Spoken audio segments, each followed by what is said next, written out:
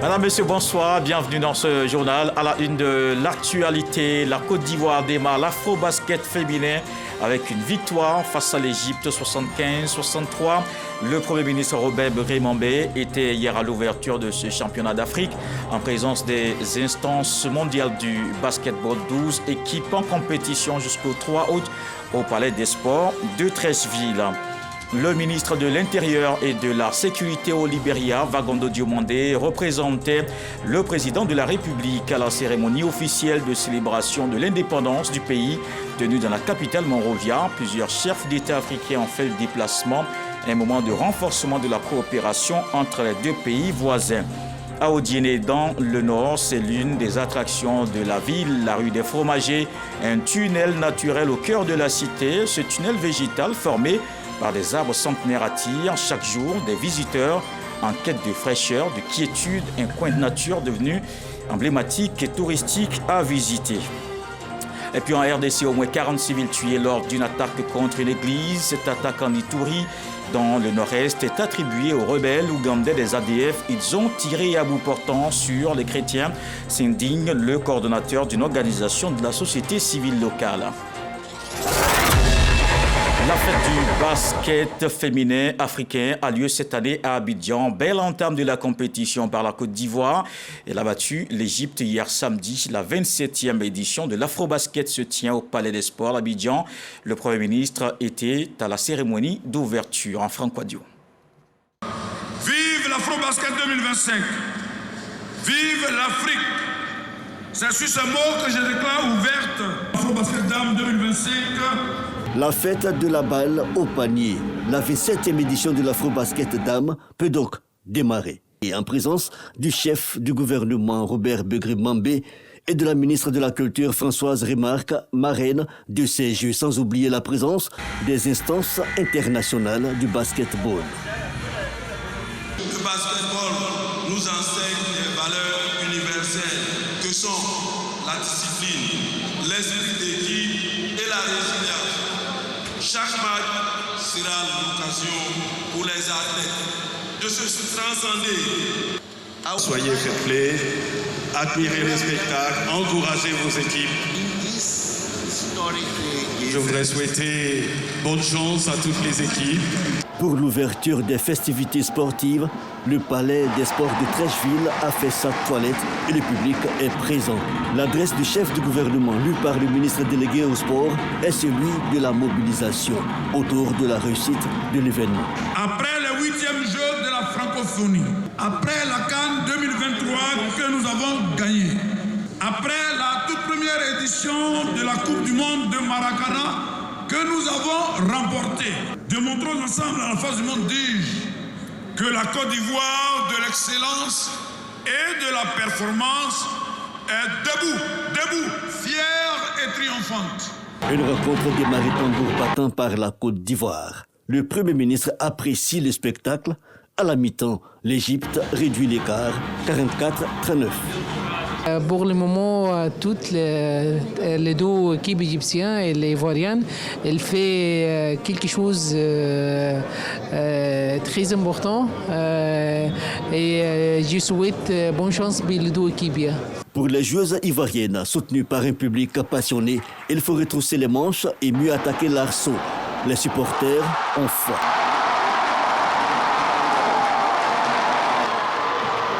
Je crois qu'elles sont en pleine forme. Elles ont beaucoup de chance pour pouvoir remporter cette phase-là. Score final 75-63. La Côte d'Ivoire l'emporte. Prochain adversaire, l'Angola. Si je suis meilleure marqueuse de l'équipe, c'est grâce à mon équipe parce qu'on a joué ensemble, on a défendu ensemble. Je trouve que globalement on a trouvé des solutions sur le demi-terrain, donc ça c'est quelque chose qui me rassure. L'Afro-Basket 2025 a démarré le samedi 26 juillet. 4 poules de 3 équipes sont en compétition. La Côte d'Ivoire chapeaute pour l'instant la poule A. Objectif, le trophée au soir du 3 août prochain. Et alors que s'ouvre l'Afro-Basket Dames, la CAN féminine, elle referme ses portes. Le Nigeria renverse le Maroc et remporte le 10e titre de son histoire. Victoire 3-2 Les Super Falcons ont assumé leur statut de grand favori malgré un stade olympique de Rabat acquis aux Lions de l'Atlas. Au terme des matchs riches en rebondissements, le Nigeria s'impose et prive donc le Maroc d'un premier sacre historique. Menés des 0, les Nigériennes ont dû faire preuve de résilience pour reprendre le dessus sur les Marocaines. Peut-être rester en prière pour la CAN à venir. Allons justement à l'église méthodiste d'Abrebi. La communauté a célébré ses 107 ans d'existence et un centenaire de mission pour l'évangélisation, mais aussi d'action sociale. Le Premier ministre Robert Begré-Mambé était aux côtés des fidèles ce dimanche. Franck Wadio, Ulrika Dongo. 107 ans, le temple de l'espérance d'Abrebi marque son centenaire par l'extension de son site, première pierre en présence du Premier ministre Robert Begré-Mambé, déjà présent ici lors de la dédicace du temple. Mais ce jour est surtout un jour de fête où le peuple moissonne pour le service de Dieu. 107 ans de mission pour l'évangélisation. Le président de l'église méthodiste de Côte d'Ivoire préside l'instant. Nous sommes là pour célébrer les 107 ans de cette église, 107 ans de présence, 107 ans de fidélité divine, 107 ans de témoignage. La parole de Dieu nous dit, jusqu'ici l'Éternel nous a secourus. Notre présence ici ne nous fait pas penser seulement au passé, mais aussi c'est un appel à la reconnaissance, à l'engagement renouvelé et à la mission pour la génération à venir. Une mission complète pour le salut des âmes dans cette région et les fidèles adhèrent au message. De même, le Premier ministre qui soutient l'œuvre par des dons en numéraire, mais surtout par des mots d'exhortation sur la nécessité de poursuivre l'œuvre de Dieu. Nous sommes venus pour encourager la communauté d'Abrebi parce que le travail continue, puisque le relais a été passé aux pupilles et à la jeunesse. Le travail continue. Et ce travail d'évangélisation doit être l'affaire de tous, d'où l'engagement des chrétiens méthodistes d'Abrebi. Engagement manifesté à travers dons, prières et chants. La communauté musulmane prie pour la paix dans le pays. Le président du COSIM est en tournée de sensibilisation dans le pays. Le cheikh Aïma Ousmane Diakité était à Béoumi. À ses côtés, le ministre Sidi Touré. Ils ont exhorté les différentes couches sociales de la ville à contribuer au renforcement de la paix et du vivre ensemble. Charles Tatou. Cette visite de travail dans le département de Béoumi, le président du Conseil supérieur des imams de Côte d'Ivoire l'a voulu à l'approche des élections présidentielles pour sensibiliser toutes les couches sociales en vue de leur contribution à la consolidation des liens communautaires, gage de la paix et du vivre ensemble. Cheikh Aïma Ousmane Diakité a rencontré la chefferie traditionnelle, les élus et cadres. De même, les responsables de la communauté de l'église Séban. La rencontre d'échange avec la communauté musulmane a été ponctuée par l'inauguration de la grande mosquée de Béoumi et l'installation de l'imam de cet édifice religieux. Occasion donc pour le président du COSIM et le ministre Sidi Thiomoko Touré de prodiguer des messages de paix et du vivre ensemble. Le problème avec les hommes politiques souvent, ils sont intelligents, mais ceux qui les entourent là sont souvent plus intelligents qu'eux, parce que ceux qui les entourent, c'est eux qui les manipulent. Parce qu'il y en a pour manger, il faut que les chefs là soient en place. Le médicament des entourages manipulateurs, c'est que vous qui êtes responsables là, vous devrez communiquer directement. Il ne doit pas y avoir d'intermédiaire entre monsieur le ministre et monsieur le maire. Quand il y a un problème, on dit, mais on est venu me dire que c'est lui qui a dit que tel a dit là. Pendant qu'il est assis, il faut lui dire, attends, on l'appelle au téléphone, on dit, mais tel est venu me dire que tu as dit ça. Est-ce que c'est vrai? Cher frère, quand vous allez faire ça une fois, deux fois là, les nafiques vont disparaître. Vous savez, le sacerdoce qui est celui du président de la République, c'est de se rassurer que la paix règne dans tous les différents contrées de Côte d'Ivoire. Je lance cet appel à tous les enfants de Béoumi. Arrêtez, vivons ensemble. C'est dans l'intérêt de Béoumi. Nous demandons pardon. Vivons ensemble, c'est très important. Cheikh Aïma Ousmane Diakité a bouclé sa série de visites de travail à Béoumi avec l'inauguration d'une autre mosquée, dont du ministre des Ressources animales et halieutiques, Sidi Thiomoko Touré, à la communauté musulmane du quartier Mamianou de la commune. On va sortir du pays. Le ministre de l'Intérieur et de la Sécurité au Libéria, Vagondo Diomandé, représentait le président de la République à la cérémonie officielle de célébration de l'indépendance du pays tenue dans la capitale Monrovia. Plusieurs chefs d'État africains ont fait le déplacement, un moment de renforcement de la coopération entre les deux pays. Régis Kofi. 26 juillet 1867, le Libéria devient le premier pays africain à acquérir l'indépendance. Ce 26 juillet 2025, Monrovia, la capitale, vêtue de ses plus beaux habits, accueille des invités de marque pour la célébration de l'an 178. Dans cet édifice qui a ouvert ses portes, le pavillon commémoratif du centenaire, lieu emblématique où le discours mettant fin au règne américain a été lu. Aux côtés du président Joseph Boakai, de nombreuses personnalités dont le président sierra-léonais Julius Maada Bio, le président bissau-guinéen Umaro Sissoko Embalo, le sénégalais Bassirou Diomaye Faye, le président du Ghana John Dramani Mahama et le ministre ivoirien de l'Intérieur Vagondo Diomandé, représentant le chef de l'État Alassane Ouattara. La cérémonie a été rythmée par des prières, des chants et surtout des discours. Les Libériens se sont rappelés du One People, One Destiny, appelant à la paix, à l'unité et à plus d'éducation. Des vœux que partage la Côte d'Ivoire. Monsieur le Président de la République, Son Excellence Alassane Ouattara, qui a demandé de transmettre à son homologue son message de soutien, message de fraternité.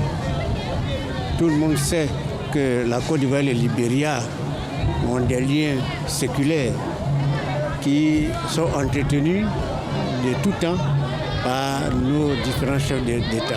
À partir de ce moment-là, la Côte d'Ivoire ne pouvait pas rester indifférente à la célébration du 178e anniversaire de l'indépendance du Libéria. Et cela a été l'occasion pour nous aussi de rencontrer les autorités en charge des questions d'immigration, en charge des questions sécuritaires, car nos intérêts sont tellement complémentaires qu'il est bon qu'à l'occasion de ces rencontres-là, on puisse échanger sur tout ce qui peut être mis ensemble et fait en commun pour garantir justement la sécurité. Lors de cette commémoration solennelle, plusieurs pays africains, dont la Côte d'Ivoire, ont été honorés pour leur engagement constant en faveur de la stabilité et du maintien de la paix au Libéria. Les relations entre la Côte d'Ivoire et le Libéria sont nées en 1961. Elles se sont renforcées sous le président Alassane Ouattara avec la signature de plusieurs accords de coopération.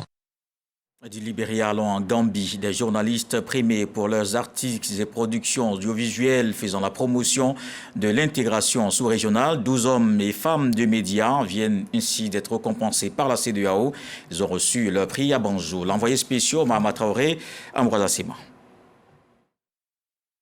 L'appel à candidature pour le prix d'excellence des médias de la CEDEAO, Communauté économique des États de l'Afrique de l'Ouest, s'est tenu du 20 février au 20 mars dernier. Au final, le jury a recensé 200 postulants ayant proposé des articles de presse ou des productions audiovisuelles dans les 4 catégories que sont la presse en ligne, la presse écrite, la radio et la télévision. C'est à Banjul, capitale de la Gambie, que les résultats ont été dévoilés au cours d'une soirée gala. Il faut dire que j'ai déjà travaillé sur divers aspects qui intéressent notamment l'institution. Et donc, je prends l'engagement de continuer sur cette lancée. Quand il faut critiquer, il faut critiquer. Quand il faut reconnaître les mérites, reconnaître ce qu'il faut faire sur le terrain, il faut également le faire. J'ai réalisé une production qui parle de la nutrition, de l'appui de la CEDEAO au niveau des écoles, à cantine scolaire. Et à travers ce prix, je m'engage donc à travailler vraiment et pour que puisse vraiment faire la lumière sur les réalisations de la CEDEAO dans mon pays, le Bénin. Mon article que j'avais soumissionné s'intitulait « Aidons la CEDEAO à faire avoir une renaissance et une cure de jouvence ». La CEDEAO ne communique pas trop sur ses acquis. Ses prouesses dans le domaine de la paix et de la sécurité, c'est prouesses dans le domaine de la libre circulation des biens, ce qui fait que tous les jours, les gens disent que la CEDEAO est inutile. Pourquoi pas ne pas la supprimer? J'ai dit non, on ne doit pas supprimer la CEDEAO, on doit la renforcer. En tout, 12 lauréats ont été distingués par la CEDEAO qui entend pérenniser cet événement. Cette cérémonie de remise de prix va devenir une tradition. Nous voulons en faire une plateforme d'espérance qui vise à promouvoir les principes d'intégrité et de liberté qui sous-tendent une société démocratique. Cette remise du prix d'excellence aux journalistes fait partie des activités commémorant le 50e anniversaire de la CEDEAO. Ici en Côte d'Ivoire, le secteur privé a appelé à intégrer les jeunes formés. Un message du ministre de l'Enseignement technique, de la formation professionnelle et de l'apprentissage, Kofi Nguessan, a participé à la 2e édition de la tribune d'échange, les rendez-vous consulaires de l'entreprise. Il a évoqué toutes les initiatives engagées qui portent aujourd'hui des fruits en matière d'employabilité et d'insertion des diplômés. Juliette Wea. Les rendez-vous consulaires de l'entreprise, une plateforme d'échange et de synergie entre les acteurs clés de l'économie ivoirienne. Pour sa 2e édition, cette initiative de la Chambre de commerce et d'industrie met en exergue la problématique de l'adéquation entre la formation dispensée et les réalités du marché de l'emploi. C'est ensemble que nous parviendrons à réduire durablement le chômage des jeunes, à stimuler l'innovation et à construire une économie plus inclusive et plus performante. Invité, le ministre Nguessan Kofi exhorte le secteur privé à s'investir dans l'enseignement technique, la formation professionnelle et l'apprentissage. Nous souhaitons construire un écosystème de partenaires privés autour de chaque établissement de formation en encourageant la signature de conventions de partenariat entre les établissements et les entreprises pour accompagner la formation. Il faut faire comme ceux qui ont réussi, l'alternance. On a fait des formations professionnelles trop théoriques et donc ça ne nous a pas intéressés.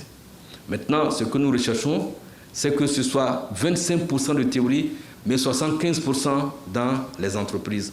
De sorte que les jeunes apprennent les valeurs, les jeunes épousent vos valeurs et que les jeunes soient appréciés par vous. Le ministère de l'Enseignement technique, la formation professionnelle et l'apprentissage annonce l'ouverture dans les prochaines années de plusieurs établissements, dont un lycée technique à Ebempe et dans la commune de Koumassi, une école dédiée au métier de la mode. Au niveau développement local, le président du conseil régional du Sud, Komoé Akaoli, a inauguré un centre de santé dans la localité de Modeste. Cette cérémonie a également marqué le lancement des travaux de construction de nouveaux locaux de la chefferie du village. Il a aussi visité des établissements scolaires en cours de rénovation. Nadège Kassi, Cécilia Bassolé, Ahmed Siloué. Les populations de Modeste, dans la commune de Grand Bassam, peuvent désormais bénéficier d'un meilleur accès aux soins de santé grâce à la mise en service d'un établissement public, fruit des efforts du conseil régional du Sud Comoé. À cette occasion, Dr Aka Awele a lancé les travaux de construction du siège de la chefferie du village. La délégation a ensuite été reçue par le chef du village de Moossou, Nana Asumukanga. Cette visite a permis d'évaluer l'état d'avancement des travaux de réhabilitation du groupe scolaire Moossou 1 et 2, établissement historique fondé en 1890. Je ne peux que dire merci, grand merci au président Akaole. Il me fait vraiment honneur au village de Moossou. Et merci au corps préfectoral qui a accepté de l'accompagner. Le gouvernement fait le maximum pour maintenir l'école dans cette région à la place qu'il faut. Cela ne nous surprend pas quand on sait que cette région est la porte d'entrée de l'école en Côte d'Ivoire. Le développement socio-économique et sanitaire reste une priorité pour le conseil régional du Sud Comoé. Modeste est dans la commune de Grand Bassam, mais son éloignement de l'hôpital général de Grand Bassam méritait que nous nous penchions sur son cas en lui permettant de disposer d'un établissement de premier contact dans tous les domaines qui doit permettre donc aux femmes de mettre au monde ces enfants dont nous avons besoin pour l'avenir de ce pays. Au-delà, Eugène Akaawele a assuré que le bien-être des populations figure au centre des priorités du Conseil régional du Sud Comoé. Au niveau agricole, dans le nord du pays, Mbengue mise sur ses femmes et ses écoles pour l'autosuffisance. 120 coopératives et 23 établissements scolaires ont reçu des semences, engrais et herbicides pour exploiter plus de 370 hectares de riz et de maïs. Une initiative portée par le député Merli Kader Koulibaly pour renforcer à la fois l'économie locale et les cantines scolaires à Mississauga. Mbengue, dans le Poro, place Ngolo Fatoroman. 120 coopératives du département bénéficient d'une remise officielle d'intrants agricoles. Grâce à ce don composé de semences, d'engrais et d'herbicides, ce sont 335 hectares de riz et de maïs qui pourront être cultivés avec l'appui du ministère de l'Agriculture et du Développement durable et sous l'impulsion du député maire Ali Kader Koulibaly. À travers ces cultures, les femmes se prendront en charge. Elles seront autonomes. Autre temps fort, 23 établissements primaires et secondaires bénéficient également d'intrants pour créer 40 hectares de champs communautaires destinés à approvisionner ces établissements. Une autre initiative du député maire Ali Kader Koulibaly. De cette façon, il n'y aurait plus de rupture dans le fonctionnement de ces cantines et nos élèves pourront bénéficier chacun de repas chauds, sains et équilibrés, adaptés à leurs besoins nutritionnels. Ce qui va permettre au bout de la chaîne d'améliorer les résultats scolaires. Nous nous sommes intéressés aux cantines scolaires. Et donc sur les 3 premières années, nous sommes allés voir certains amis, certains partenaires qui nous ont donné du riz que nous avons distribué aux cantines. Et depuis 2 ans, nous-mêmes nous faisons du riz. C'est le riz de notre champ que nous donnons aux enfants pour manger à raison de 15 tonnes de riz pour les 50 cantines par trimestre, soit 45 tonnes par an. Une action à double impact, économique pour les femmes rurales et sociale pour les enfants scolarisés dans le département de Mbengue, qui fait de l'autosuffisance un pilier de son développement. Des initiatives aussi pour l'autosuffisance en poissons. La Côte d'Ivoire veut plus dépendre de l'extérieur. Un programme est en cours, soutenu par la FAO, pour mieux organiser et développer la pisciculture. L'administratrice nationale de ce programme était l'invitée du Dimanche Magazine pour l'expliquer. Voici un extrait. Le programme Fish for ECP arrive dans ce contexte de forte priorisation de la production locale et avec un objectif clair, celui de soutenir cette production nationale pour le tilapia. Alors, le programme Fish for ECP, c'est une initiative qui naît de l'Organisation des États d'Afrique, des Caraïbes et du Pacifique, dont fait partie la Côte d'Ivoire. Donc, cette initiative est mise en œuvre par la FAO grâce à un financement de l'Union européenne et du ministère fédéral allemand de la coopération économique et du développement BMZ, avec pour objectif d'atteindre le développement durable, spécifiquement pour ce qui est de la Côte d'Ivoire, de la filière tilapia. Donc, on accompagne spécialement la chaîne de valeur du tilapia d'élevage avec des objectifs qui ont été définis en parfaite collaboration avec à la fois le ministère de tutelle, le ministère des Ressources animales et halieutiques, mais aussi les acteurs eux-mêmes qui ont défini une vision claire d'avoir une production qui atteigne l'ordre de 70 000 tonnes environ, dans un délai qui va jusqu'à 2030. Le programme a lancé un appel à candidature, a sélectionné 10 fermes piscicoles pilotes sur l'ensemble du territoire ivoirien. Donc ce sont des fermes qui ont la caractéristique qu'elles sont représentatives de ce qu'on a au niveau national. Et l'idée pour Fish for ECP, c'est de les soutenir d'un point de vue à la fois technique, mais aussi commercial, pour montrer que sur les structures d'élevage qui sont déjà existantes, il y a matière à améliorer la productivité. Et donc, ce doit être des modèles qui puissent être répliqués par d'autres pisciculteurs pour accroître leur production et concourir à l'augmentation de la production nationale. À la recherche de quiétude, de fraîcheur, si vous êtes à Odiné, vous allez adorer la rue des Fromagers, une sorte de tunnel naturel au cœur de la ville. Dans le nord-ouest de la Côte d'Ivoire, la rue des Fromagers est bien plus qu'un simple passage. Ce sont les arbres centenaires qui forment ce tunnel naturel. Chaque jour, des visiteurs ne manquent pas de s'y rendre dans la douceur de Dame Nature. Nous Sangaré nous y emmène. Bienvenue à Odiné, dans le nord-ouest de la Côte d'Ivoire. Ici, un lieu unique attire les regards et apaise les esprits. La célèbre rue des Fromagers, véritable tunnel végétal sculpté par la nature.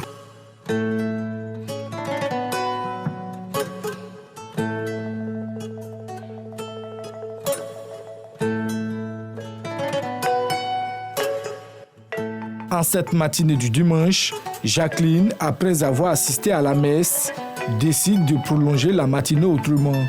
Avec sa sœur, elle s'offre une pause photo sous le fromager. Nous sommes quittés à Korogo pour venir fêter les 60 ans, l'anniversaire de notre maman. Voilà. Et comme ça, on a décidé de passer ici, venir faire des photos. En tout cas, j'ai beaucoup aimé cet endroit. J'ai entendu parler de ce beau cadre et j'ai tenu à être présente pour pouvoir découvrir cette merveille. Et là, je suis fascinée par la beauté de la nature. Comme Jacqueline, ils sont nombreux à être séduits par ce décor naturel hors du commun. À Odiéné, la rue de Fromager s'impose comme un lieu de promenade, de détente et de merveillement. Parce que l'environnement, c'est joli, quoi. Depuis on est petit, donc ça nous plaît, quoi. On prend les photos, ça sort sur les réseaux sociaux, en fait. La rue des Fromagers, c'est une nostalgie.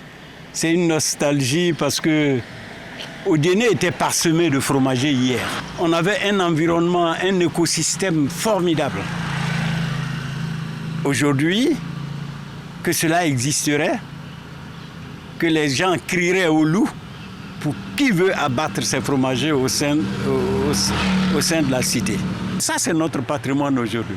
Et ça fait partie du décor touristique aussi. Quand vous êtes là, vous voyez, c'est beau, c'est extraordinaire. Et on ne trouve pas ça partout. Je suis né, j'ai vu ces arbres ici déjà, qui étaient déjà des gros arbres. Ceux qui habitent dans les environs viennent faire les 100 pas, parce que la route est moins fréquentée, surtout la nuit. Ces géants verts centenaires forment un tunnel naturel qui protège du soleil, un refuge en plein cœur de la ville. Cette rue était, disons, l'entrée d'Odiéné, avant. L'entrée d'Odiéné où tout au fond vous aviez aussi des bois de teck qui bordaient les rues. Mais ici, principalement, ça a été aménagé par le colon aussi. Havre de paix, de fierté locale. La rue de Fromager d'Odiéné, plus qu'un passage, c'est un voyage. Un voyage au cœur de la nature, en plein centre-ville. Dans le reste de l'actualité en RDC, au moins 40 civils tués lors d'une attaque contre une église. Cette attaque en Ituri, dans le nord-est, est attribuée aux rebelles ougandais des ADF. Ils ont tiré à bout portant sur les chrétiens, s'indigne le coordonnateur d'une organisation de la société civile locale. D'autres jeunes ont été enlevés lors de cette attaque. Des maisons ont également été incendiées. Ce dimanche matin, plusieurs corps gisaient encore sur le sol et les églises sont restées fermées. La suite de l'actualité internationale, c'est dans le 7 sur 7, un retour sur les informations de la semaine avec Juliette Ouéa.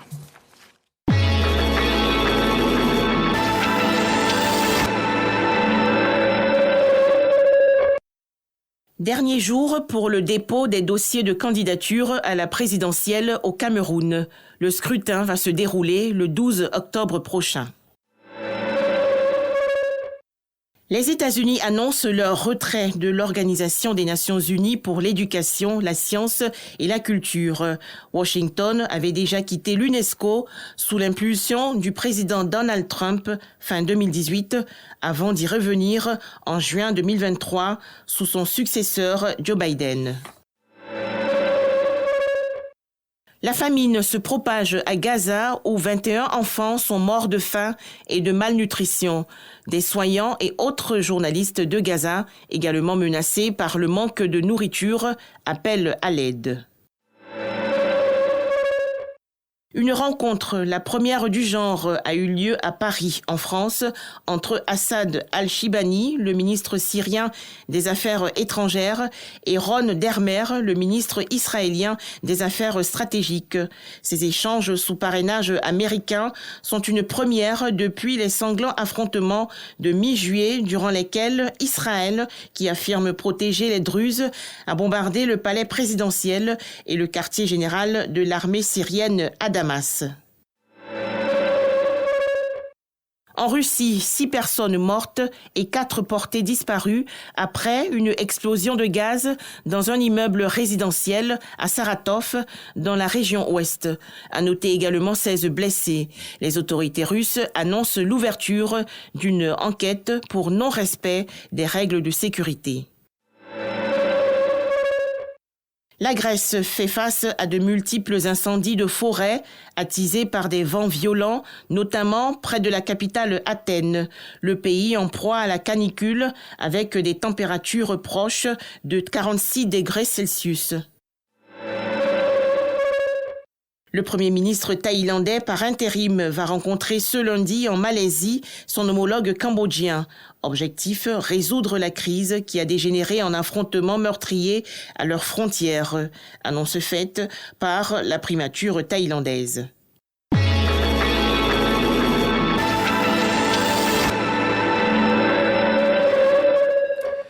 Voilà qui met un terme à ce journal. Merci d'avoir suivi. Retour de l'actualité 23h, demain 20h. Retrouvez Marie-Longue Goran ce soir.